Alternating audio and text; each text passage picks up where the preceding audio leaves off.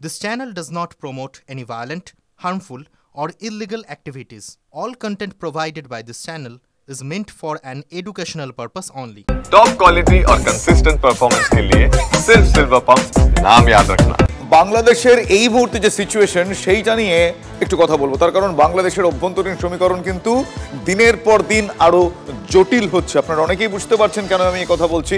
পাকিস্তানের মতো বাংলাদেশের সেনাও এখন একটা আড়াআড়ি বিভাজনের শিকার।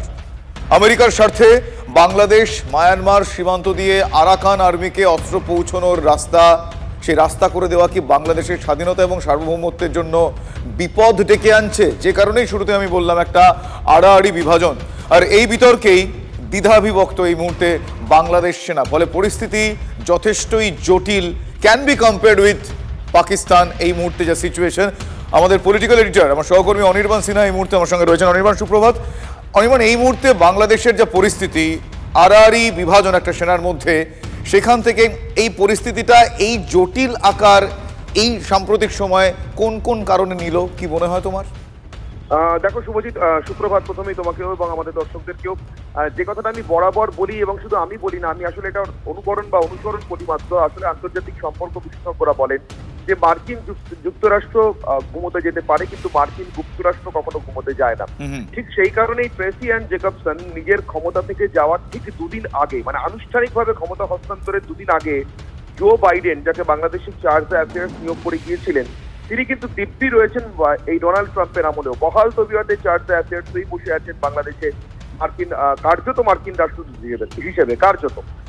সেই ট্রেসি অ্যান্ড জেকবসনের ইশারাতে কিন্তু এই মুহূর্তে বাংলাদেশের সেনার একাংশ অন্তত চলছে। ঠিক সেই কারণেই প্রধান উপদেষ্টা ইউনূসের দপ্তরে কর্মরত পিএসও কামরুল হাসান, তাকে বরখাস্ত করার পরেও 2 ঘন্টার মধ্যে সেই কামরুল হাসান চলে যান ট্রেসি অ্যান্ড জেকবসনের সঙ্গে দেখা করতে দূতাবাসে। 2 ঘন্টার বৈঠকের পর মোহাম্মদ ইউনূস নিজে সেই যে বরখাস্তনামা সেটা খারিজ করে দেন, অর্থাৎ পুনর্বহাল করেন কামরুল হাসানকে। কে এই লেফটেন্যান্ট জেনারেল কামরুল হাসান, যিনি চান বাংলাদেশ মায়ানমার সীমান্তে মার্কিন সেনাকে করিডোর দিতে, অস্ত্র পৌঁছে দেওয়ার রাস্তা করে দিতে এবং মার্কিন কার্গো যাতে নামে।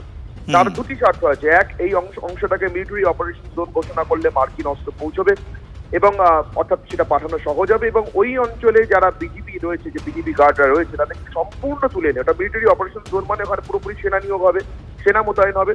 সেক্ষেত্রে বিজিবি ওখান থেকে তুলে নিয়ে এসে মোতায়েন করা হবে ভারত বাংলাদেশ, বিশেষ করে পশ্চিমবঙ্গ সীমান্তে। এবার গত কদিনে পশ্চিমবঙ্গ সীমান্তে বিএসএফ এর সঙ্গে যেভাবে ওপারের মৌলবাদী বা দুষ্কৃতীদের কনফ্লিক্ট বাড়ছে, এমনকি অনুপ্রবেশকারী 700 জন বাংলাদেশিকে ফিরিয়ে দিতে গিয়ে বিএসএফ কে যেভাবে বাধার মুখে পড়তে হয়েছে বিজেপি এবং ওপারের জঙ্গি মৌলবাদী সন্ত্রাসবাদী গোষ্ঠীগুলোর হাতে, তার সঙ্গে তুমি যদি ব্যাপারটাকে ট্যালি করো, তাহলেই শুভজিৎ বোঝা যাবে যে বাংলাদেশের এই পরিস্থিতি জটিল হচ্ছে, সেটা শুধু বাংলাদেশের জন্য নয়, আমাদের জন্য কতটা চিন্তার বা আশঙ্কা। ঠিক এই অবস্থাতে দাঁড়িয়ে একদিকে যখন মার্কিন যুক্তরাষ্ট্র বা যুক্তরাষ্ট্র দুটোরই ক্রমশ হস্তক্ষেপ বাড়ছে বাংলাদেশে, তখন বাংলাদেশ সেনার একাংশ ওয়াকারুজ্জামানের নেতৃত্বে, জেনারেল ওয়াকারুজ্জামানের নেতৃত্বে, তারা কিন্তু মার্কিন করিডোরের বিরুদ্ধে। তারা কোনো নির্দিষ্ট অন্য দেশপন্থী এমনটা নন, কিন্তু তারা নিজের দেশে মার্কিন করিডোর তৈরি করে সার্বভৌমত্ব এবং স্বাধীনতা মার্কিনদের হাতে তুলে দেওয়ার বিরুদ্ধে, এবং সেই কারণেই কিন্তু সেনার মধ্যে এই আড়াআড়ি বিভাজন। আর ঠিক সেই কারণেই মোহাম্মদ ইউনূসের একদা অত্যন্ত পেয়ারের পররাষ্ট্র সচিব বা পররাষ্ট্র উপদেষ্টা রাদার বলা ভালো, জসিমউদ্দিন, তাকেও তার চাকরিটি খোয়াতে হয়েছে, কারণ তিনিও ঠিক ওয়াকারুজ্জামানের মতোই মার্কিন করিডোরে। যে কারণেই এই পরিস্থিতির এতটাই এই আকার ধারণ করেছে। ধন্যবাদ অনির্বাণ। অন্যদিকে অনুপ্রবেশের অভিযোগে বিএসএফ এর হাতে ধৃত এক বাংলাদেশি, ধৃত মুর্শিদাবাদের বেলডাঙ্গা এলাকার এক মাদ্রাসা শিক্ষক। গতকাল কুচলিবাড়ি ভারত বাংলাদেশ সীমান্তে ধৃতকে সন্দেহজনকভাবে ঘোরাফেরা করতে দেখে আটক করে জিজ্ঞাসাবাদ শুরু করে বিএসএফ। প্রাথমিক জিজ্ঞাসাবাদেই ধৃত ব্যক্তি স্বীকার করে নেন যে তিনি বাংলাদেশের নাগরিক। 4 বছর আগে তিনি অবৈধভাবে সীমান্ত পেরিয়ে ভারতে প্রবেশ করেন, তারপর মুর্শিদাবাদের বেলডাঙ্গায় বসবাস শুরু করেন। এদেশে এসে তিনি আধার কার্ড, প্যান কার্ড বানিয়েছেন, সেই তথ্য দেখিয়ে ব্যাংকে অ্যাকাউন্টও খোলেন তিনি। ধৃতকে কুচলিবাড়ি থানার পুলিশের হাতে তুলে দিয়েছে বিএসএফ। বাংলাদেশিকে সীমান্ত পারাপারে সাহায্যকারী 2 ভারতীয় নাগরিকের বিরুদ্ধেও থানায় লিখিত অভিযোগ দায়ের করা হয়েছে। আপনার পূর্বের বাড়ি কোথায় ছিল? আপনি তো বাংলাদেশি। আগে ছিলাম, এখন ওখানে কিছু নাই, বাড়ি কিছু নাই, এখন সব ভারতে চলে এসেছি। কীভাবে ভারতে এসেছেন বাংলাদেশ থেকে? বাইরে দিয়েছিলাম, আসার পরে বর্তমানে বিহার যায়। বিহারের কোন দিক দিয়ে গিয়েছিলেন? শিলিগুড়ি হয়ে, কলকাতা হয়ে পাটনা, পাটগ্রাম হয়ে ঢুকেছিলেন ভারতে? ভারতে এসে আপনি বেশ কিছু নথিপত্র তৈরি করেছেন, কি কি কি কি আছে আপনার? আমার Aadhaar card, PAN card, ration card, voter card apply করছে, এখনো বাড়িতে। ডানকুনিতে গ্রেফতার এক বাংলাদেশি। পুলিশ সূত্রে আমরা যে খবর জানতে পারছি তা হলো 2020 সালে টুরিস্ট ভিসা নিয়ে ভারতে আসেন বাংলাদেশের সাতক্ষীরার বাসিন্দা, যার নাম শাহাদাত হোসেন। 3 মাসের ভিসার মেয়াদ শেষ হয়ে গেলেও আর ওপারে তিনি ফেরেননি। ডানকুনির মনোহরপুরে একটি ভাড়া বাড়িতে থাকতেন এই শাহাদাত। বেআইনিভাবে ভারতে বসবাসের অভিযোগে তাকে গ্রেফতার করা হয়েছে, বাজেয়াপ্ত করা হয়েছে তার পাসপোর্ট।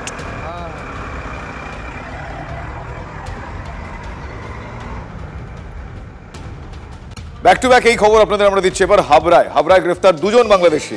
তারাও অবৈধভাবে ভারতে ঢুকে জাল কাগজ দেখিয়ে এদেশে নথি তৈরির অভিযোগ।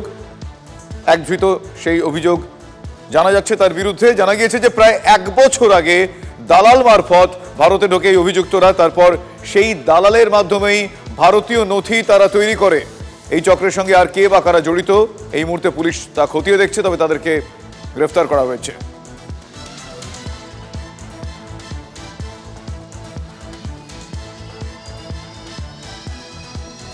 এই মুহূর্তে আমার সঙ্গে টেলিফোন লাইনে রয়েছেন প্রাক্তন বিএসএফ কর্তা সমীর মিত্র।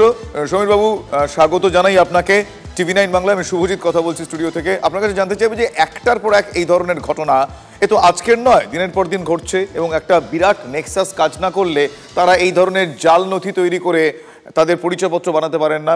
তো এত ফাঁক ফোকর এতদিন ধরে কিভাবে চলছে, নিয়মিতভাবে চললো? আপনি প্রশ্নটা, কারণ আপনি অন্য কোনো বোধহয় কিছু করছিলেন, আমি আপনার প্রশ্নটা ঠিক করে শুনতে পারিনি, আরেকবার কি দয়া করে বলবেন? হ্যাঁ, আমি আপনার কাছে জানতে চাইছি সমীর বাবু যে এই যে এতজনকে পাকড়াও করা হয়েছে, ধরা হয়েছে, যারা দিনের পর দিন এখানে এসে থেকেছেন, যারা জাল নথি মারফত এখানকার ভারতবর্ষের পরিচয়পত্র বানিয়েছেন, তাহলে এই নেক্সাসটা তো দিনের পর দিন চলছিল, তাহলে কি এত ফাঁক ফোকর দিনের পর দিন ধরে রয়েছে? এটা কি করে সম্ভব? আমি সেই জায়গাটা জানতে চাইছি একটু। না, সম্ভব হয়েছে বলেই তো তারা সফল হয়েছে, তাই নয় কি? ঠিকই তাই। প্রশ্নটা হচ্ছে যে এখন যে জায়গাটায় ভারত এবং বাংলাদেশের ইকুয়েশনটা, সেটা কিন্তু খুবই ডেলিকেট।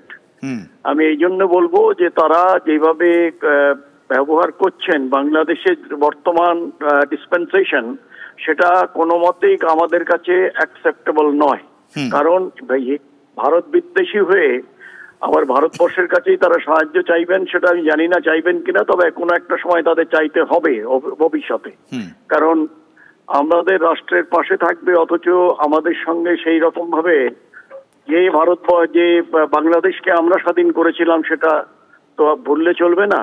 আর দ্বিতীয়ত হচ্ছে যে এই ধরনের যে 1 2 জন করে যে ঘুষপেট হয় না, সেটা যদি অস্বীকার করা যায় সেটা ঠিক হবে না।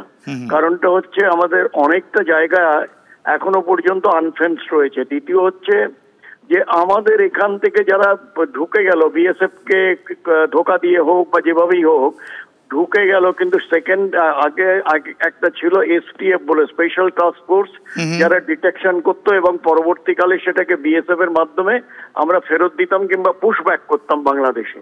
এখন এই বর্তমান পরিস্থিতিতে যুদ্ধের পরিমণ্ডলে অনেকটা জিনিস এখন প্রায়োরিটি হয়ে গেছে ওয়েস্টার্ন থিয়েটার। ইস্টার্ন থিয়েটারে কিন্তু এটা হয়নি, যেটা আমি বারবার বলছি যে eastern theatre is going to be a thorn in your body. সেই জায়গাটায় যদি আমরা এখন থেকে প্রস্তুতি না নেই, এবং এই যারা করেছে সেখানে কিন্তু অনেক এজেন্সি মিলে আছে। বিএসএফ এর যখনই বিএসএফ এর দায়িত্বটা আমি অস্বীকার করতে পারি না অ্যাজ এ বর্ডারম্যান, যে যেখানে যেখানে এই কাঁটাতার থাকুক না থাকুক, বাউন্ডারিটা রক্ষা করা আমাদের কর্তব্য এবং আমাদের ডিউটির মধ্যে পড়ে। সেই জায়গায় যদি কেউ ফেল করে তাহলে দ্যাট ইজ ফেইলিউর এবং তার সাজা হওয়া উচিত। কিন্তু অ্যাট দি সেম টাইম যেটা পেছনে চলে যাচ্ছে, সেখানে থানা আছে, কাস্টমস আছে, পঞ্চায়েত আছে, তাদেরও তো একটা দায়বদ্ধতা রয়েছে দেশের প্রতি। তারা, কারণটা হচ্ছে বিএসএফ এর মোস্টলি আর ফ্রম তারা বাইরের থেকে এসছেন, অনেকের পক্ষে হয়তো সম্ভব হয় না, ভাষাও হয়তো বোঝা মুশকিল হয়ে যায়। কিন্তু যারা পঞ্চায়েতের মেম্বার আছেন কিংবা স্থানীয় জনসাধারণ, তারা সবাইকে চেনেন, তাদের বুঝতে পেরেছি, অর্থাৎ পারস্পরিক একটা সহযোগিতার মাধ্যমে, সমন্বয় সাধনের মাধ্যমে এই সমস্যার সমাধান করা যেতে পারে এবং করা যাবেই, এমনটা আশা রাখছেন আপনি। ধন্যবাদ।